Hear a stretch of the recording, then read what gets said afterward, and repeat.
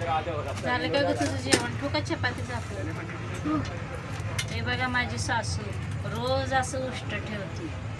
सकाळी असं आणि संध्याकाळी असंच एवढं एवढं अन्न फेकायला जाते.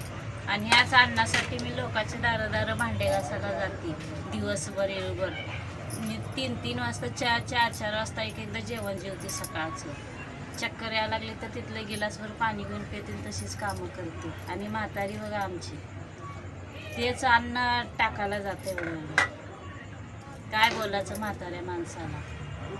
किती पण समजून सांगा, हे सांगा, तसंच करते. हां, एक तर आपल्या घरात कमवणारं कोण जास्त माणूस नाही. हां, आपली कमाई थोडी आहे घरात, कशी परिस्थिती आहे जरासुद्धा समजून नाही घेत. काय करायचं? हे अन्न एवढं फेकायला जाते, किती जीव होतंय.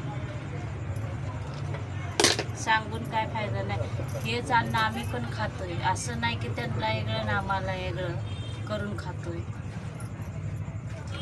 आता हे असं उचला आणि फेका बाहेर नेऊन.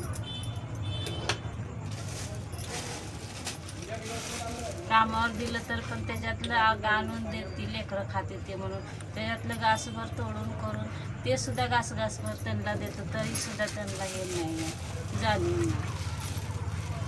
समजूत मनाचं नाही आहे त्यांना जरा सुद्धा. हे फ्रीजमध्ये नेऊन ठेव बाबा भाजी आहे अरबीची. हे कामावर दिले बघा. हे जे आम्ही कधी भाजी केलं नाही, आता उद्या करून बघते. बटाट्यासारखी होते भाजी.